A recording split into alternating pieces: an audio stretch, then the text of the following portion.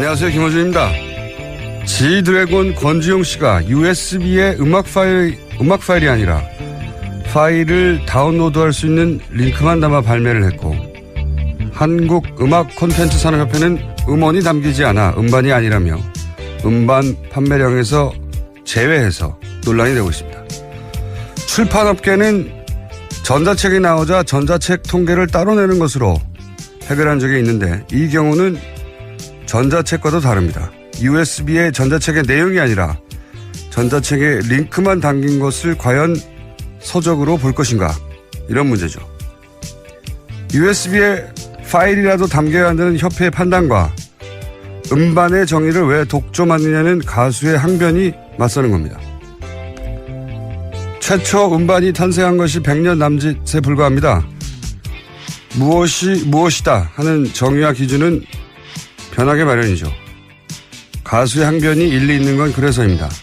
인터넷 시대를 반영하라는 요구죠. 하지만 각자의 정의가 다를 때 생기는 혼란을 해결하려고 표준, 기준을 정하게 됩니다. 그러니까 협회는 기준을 정할 권한이 있고, 가수는 기준의 변화를 요구할 자유가 있는 거죠. 그럼 새로운 기준은 누가 언제 어떻게 정하는 걸까요? 아마도 결국은 시장이 결정하겠죠. 갑자기 등장한 협치라는 새로운 정치 용어를 보면 그런 생각을 합니다. 어디까지가 협치고 어디서부터 협박인가? 어디까지 타협해야 하고 어디서부터 대결하는가?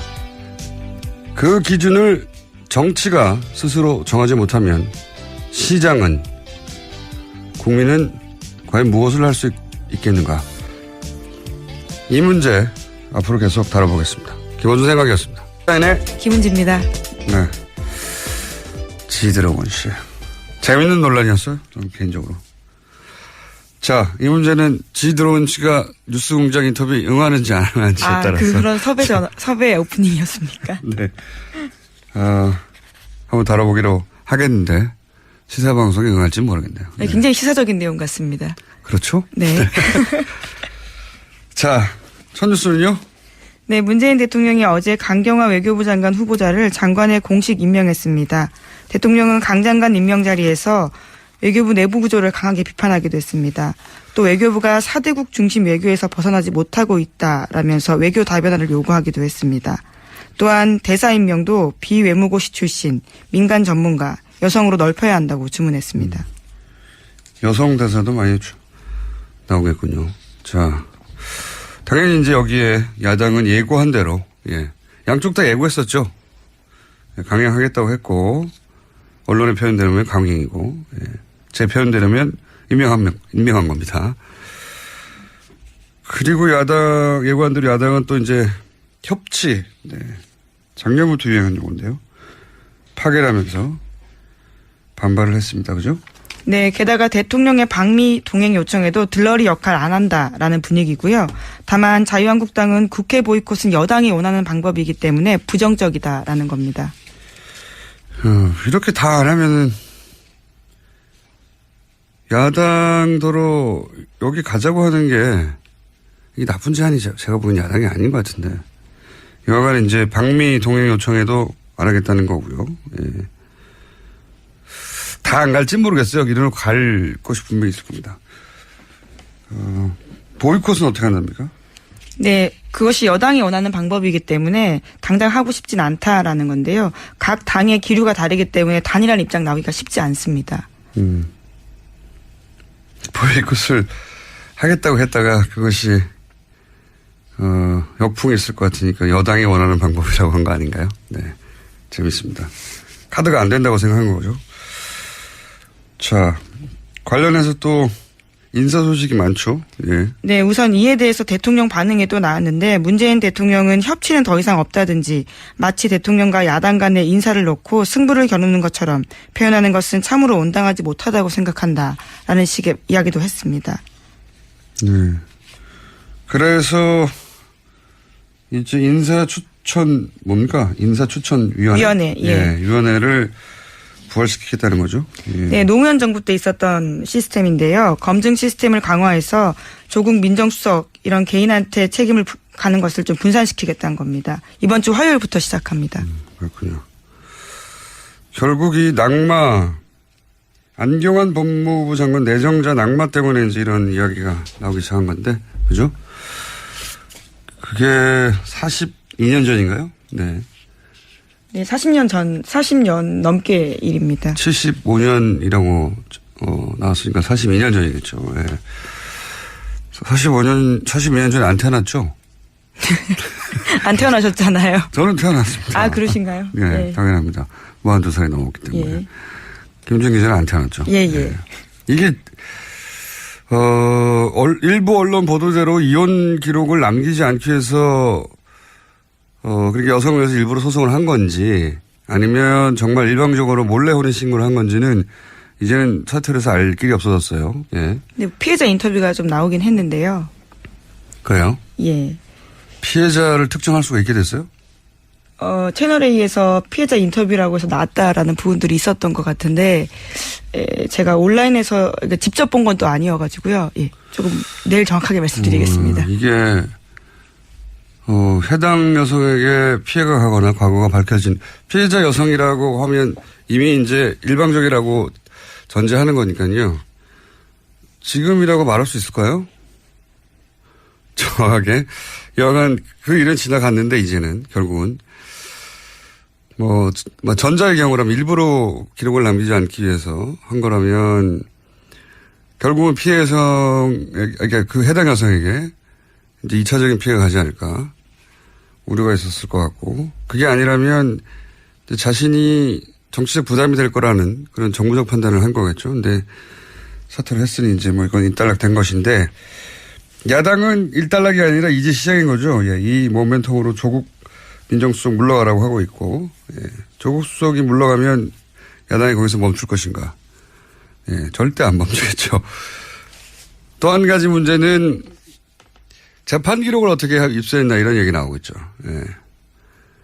근데 이제 언론에서는 이제 국정원 이야기가 전혀 안 나오잖아요. 근데 저는 소위 조난 자료죠, 이런 게.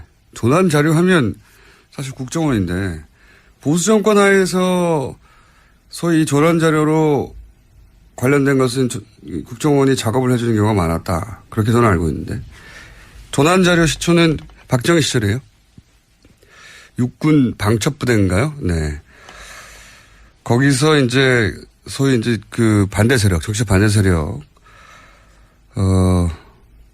그 리스트를 파악하느라고 작성한 걸로 아는데 이후에 이제 중앙정보부 시절에 본격화됐고 안기부 국정원 거치면서 여전히 조난 자료는 저는 있는 걸로 알고 있습니다. 그래서 고위공무원이나 대기업 혹은 언론 간부들이나 대학 교수도 있는 걸로 알고 있고요.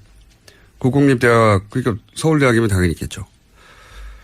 시민단체 포괄적이고 체계적으로 관리한 걸로 알고 있는데 저도 아마 있을 것 같지 않나요? 본 적이 없기 때문에 얼버무리고 있습니다만 주진우 기자도 있지 않겠는가 생각이 들고 어쨌든 과거 기록을 본 사람들이라면 100페이지가 넘는 기록도 한 사람의 그런 기록도 있다고 하고 당연히 이런 출생과 관련된 혹은 가족사와 관련된 기록들을 철저히 파악해서 미리 보관하고 있고 남녀관계도 있다고 해요. 그 안에 보면 사찰이죠. 그 영역까지 가면. 예전에 그 안기부 간부 그런 말을 한 적이 있어요. 조난 자료가 안기부의 힘이라고. 안기부 힘이 원천이라고. 근데 이제 만약에 그렇다면 이건 추정입니다. 근거는 없어요. 근데 과거에 그랬었으니까 지금도 그러지 말란 법이 있는가 하는 정도 선에서 얘기를 하자면 문재인 정부 하에서 국정원이 거꾸로 문재인 정부를 상대로 이런 작업을 했다가 되는 거거든요. 만약 그렇다면. 근데 그런 가능성은 제로인가. 그 점도 청와대를 한번 살펴볼 필요가 있다고 저는 생각합니다. 그리고 주광덕 의원이 김기춘 비서실장 시절에 정무비서관 출신이라는 점을 고려하지 않더라도 과거에 분명히 그런 일이 있었으니까요. 네. 그리고 이제 또 한 축이 이제 법원 행정처에서 이 자료를 내주니까 법원 행정처 관련인데 이건 잠시 후에 저희가 이정열 전 판사 연결해서 얘기 나눠보겠습니다. 다음 순서는요? 네, 안종범 전 수석 수첩과 관련된 내용입니다. 지난해 8월 3일에 최순실 씨가 미얀마 K타운 사업 챙기러 나흘간 미얀마 간 적이 있습니다. 그런 다음 최순실 씨가 이틀 뒤에 귀국하고 이틀 뒤에 박근혜 전 대통령이 안종범 전 수석에게 지시를 했다고 합니다. 지난해 8월 8일자 안종범 전 수석의 수첩에는 교통안전공단, 중고차 선적전 검사 이렇게 쓰여 있다고 하는데요. 한 달 전에 정부가 교통안전공단을 통해서 80억원가량 자동차 검사 장비 미얀마에 무상 지원했다고 합니다. 이 시기쯤에 박근혜 전 대통령과 최순실 씨가 사명폰으로 7차례 정도 통화했다고 합니다. 예. 통화를 자주 했다는 기사네요. 두 가지 기사네요. 하나는 최순실 씨가 공적 개발 원조, 그러니까 원래 공적 작업으로 원조하라는 건데 개인 사업을 했다. 예. 그 내용을 대통령이 챙겼다는 거고, 또 하나는 통화를 두 사람이 자주 했다는, 이런 비즈니스가 있으면, 최순실의 개인 비즈니스가 있을 때는 통화가 자주 있었다. 뭐 이런 내용이네요. 네, 채널A가 또 관련된 보도했었는데요. 지난해 2월부터 10월까지 9개월 동안 850번 가까이 박근혜 전 대통령과 최순실 씨가 통화했다라고 합니다. 하루에 3번씩 통화한 셈이라고 합니다. 그렇군요. 파악한 걸로만. 네, 그런데 박근혜 전 대통령은 검찰에서 내 기억에는 최순실 씨와 자주 통화하지 않았다. 이렇게 대답했다고 합니다.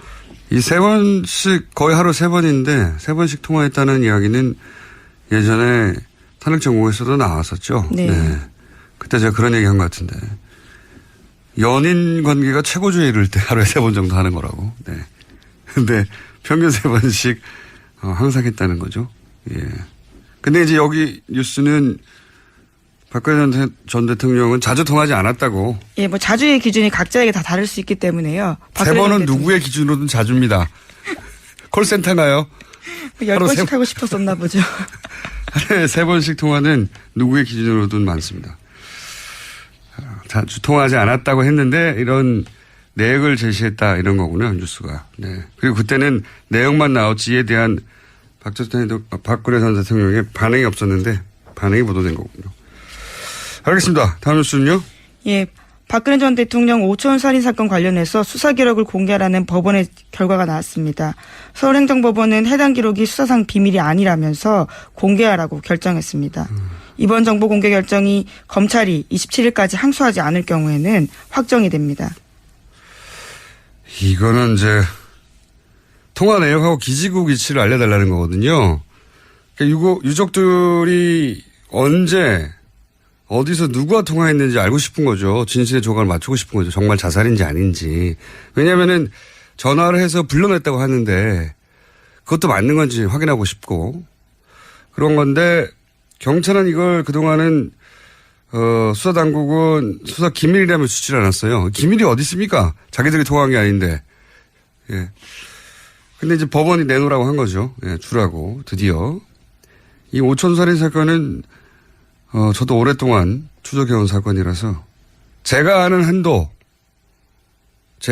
한계 내에서는 권력형 사건으로 저는 알고 있어요. 예. 겪어본 사건 중에서도 가장 무서운 사건이고 김지현 기자도 초기에 이 사건 취재했었죠. 김은지입니다. 네. 죄송합니다. 김은지 기자도. 지금까지도 하고 있습니다. 이 재판 직접 갔었습니다. 그러시군요. 예. 네. 이 사건은 굉장히 무서운 사건입니다. 네. 그날 현장에 직간접 연루된 인물들은 이제 사실상 거의 다 사망했죠. 예, 사망해서. 네. 관련 증인들이 계속 사망하고 있어서요. 취재 과정에서도 깜짝깜짝 놀랐습니다. 그러니까요. 찾다 보면 사망이 있습니다. 사망하지 않은 인물들은 행방을 전혀 모르고. 그래서 더더욱 이 사건은 재수사되어 마땅하다고 저는 개인적으로 생각하고. 예. 재수사해보면 알죠. 얼마나 이상한지. 지금까지는 취재한 몇 분들만 아는데 참으로 이상한 사건입니다. 다행히 일부 수사 기록도 아니에요. 그냥 통화 기록이에요. 통화 기록. 이게 무슨 수사 기록입니까? 자기들이 기밀도 아니고 이걸 이때까지. 이것조차 주지 않았던 거죠. 이제 겨우 하나 받아내게 된 셈입니다. 맞습니다. 네. 수사 기밀이 아닌데 무슨 수사 기밀이라고요. 자기들이 만들어낸 기록이 아닌데. 자, 다음 뉴스는요. 하나 정도 더 할 수 있을 것 같습니다. 네, 영국 런던 화재 사망자 수가 최소 60명 가까이 될 것 같다라는 보도가 나왔는데요. 이번 사고에 미흡하게 대처한 테리사 메이 총리에 대한 사임을 요구하는 시위가 열리고 있습니다. 제가 이거 사건 다음날 잠깐 브리핑했지만 거기가 부촌과 빈민 한 블록 을 두고 혼재한 곳이라고 뉴욕 할렘가처럼. 그게 이제 히드로 공항에서 공항고속도로 가는 고가가 통과하는 길이거든요. 그리고 전통적으로 이민자들 있잖아요. 공항에서. 이민자들이 거기 빈촌을 이루고 있던 지역. 그 바로 건너에는 노팅힐이라고 말씀드렸다시피 부촌이고. 근데 그래서 이 사건을 아마 원래 EU 일원이었다가 지금 브렉시트 중이니까 협상하려는 단계니까 이게 영국 구성원들에게는 인류 국가가 붕괴하는 상징처럼 여길 거다. 제가 예견했었지 않습니까? 또 하나는 직접 사고를 지켜봤어요. 생중계 돼가지고. 우리가 세월호 사태로 집단 트라우마를 겪었듯이 영국인들도 그런 비슷한 트라우마를 겪게 될 거예요, 이게 아마. 네. 보는 눈앞에서 화재 현장이 생중계되고 있는데 사람들이 죽는데 뭐 할 수 있는 게 없고 그런데 그게 결국 정부가 해야 할 일을 제대로 하지 못해서 그런 거다. 이렇게 되면 정치적 분노가 있는 거죠, 당연히. 그렇게 전개될 가능성이 높습니다, 이 사건이. 네, 이미 영국 이코노미스트지가 영국판 세월호 사건이다라는 식으로 보도했습니다. 그래요? 예, 그ren펠 타워도 세월호처럼 상징적인 존재가 될 것이다. 이렇게 지적했다고 합니다. 나한테 연락도 없이 사람들이 내 코멘트를. 맞습니다. 그렇게 될 거. 더군다나 이코노미스트요? 네. 저한테 연락 오겠군요. 여기까지 하겠습니다. 자, 지금까지 시사인의 김은지였습니다. 감사합니다. 또한 대사 임명도 비외무고시 출신 민간 전문가 여성으로 넓혀야 한다고 주문했습니다. 여성 대사도 많이 나오겠군요. 자, 당연히 이제 여기에 야당은 예고한 대로, 예. 양쪽 다 예고했었죠. 강행하겠다고 했고, 언론의 표현대로면 강행이고, 예. 제 표현대로면 임명한 겁니다. 그리고 예고한 대로 야당은 또 이제 협치, 네. 작년부터 유행한 용어인데요. 파괴라면서 반발을 했습니다. 그죠? 네, 게다가 대통령의 방미 동행 요청에도 들러리 역할 안 한다라는 분위기고요. 다만 지드래곤 씨. 재밌는 논란이었어요. 저는 개인적으로. 자, 이 문제는 지드래곤 씨가 뉴스공장 인터뷰에 응하는지 안 응하는지에 따라서. 그런 섭외 오프닝이었습니까? 네. 한번 다뤄보기로 하겠는데 시사방송에 응할지는 모르겠네요. 네, 굉장히 시사적인 내용 같습니다. 그렇죠? 네. 자, 첫 뉴스는요? 네, 문재인 대통령이 어제 강경화 외교부 장관 후보자를 장관에 공식 임명했습니다. 대통령은 강 장관 임명 자리에서 외교부 내부 구조를 강하게 비판하기도 했습니다. 또 외교부가 4대국 중심 외교에서 벗어나지 못하고 있다라면서 외교 다변화를 요구하기도 했습니다. 그럼 새로운 기준은 누가 언제 어떻게 정하는 걸까요?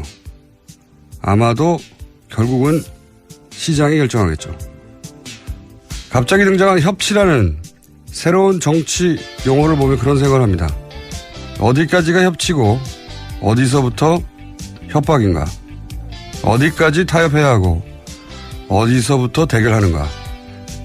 그 기준을 정치가 스스로 정하지 못하면 시장은, 국민은 과연 무엇을 할 수 있겠는가? 이 문제 앞으로 계속 다뤄보겠습니다. 김원준 생각이었습니다. 네. 김은지입니다. 네. 안녕하세요. 김원준입니다. 지드래곤 권지용 씨가 USB에 음악 파일이 아니라 파일을 다운로드할 수 있는 링크만 담아 발매를 했고, 한국음악콘텐츠산업협회는 음원이 담기지 않아 음반이 아니라며 음반 판매량에서 제외해서 논란이 되고 있습니다. 출판업계는 전자책이 나오자 전자책 통계를 따로 내는 것으로 해결한 적이 있는데 이 경우는 전자책과도 다릅니다. USB에 전자책의 내용이 아니라 전자책에 링크만 담긴 것을 과연 서적으로 볼 것인가, 이런 문제죠. USB에 파일이라도 담겨야 한다는 협회의 판단과 음반의 정의를 왜 독점하느냐는 가수의 항변이 맞서는 겁니다. 최초 음반이 탄생한 것이 100년 남짓에 불과합니다. 무엇이 무엇이다 하는 정의와 기준은 변하게 마련이죠. 가수의 항변이 일리 있는 건 그래서입니다. 인터넷 시대를 반영하라는 요구죠. 하지만 각자의 정의가 다를 때 생기는 혼란을 해결하려고 표준, 기준을 정하게 됩니다. 그러니까 협회는 기준을 정할 권한이 있고 가수는 기준의 변화를 요구할 자유가 있는 거죠.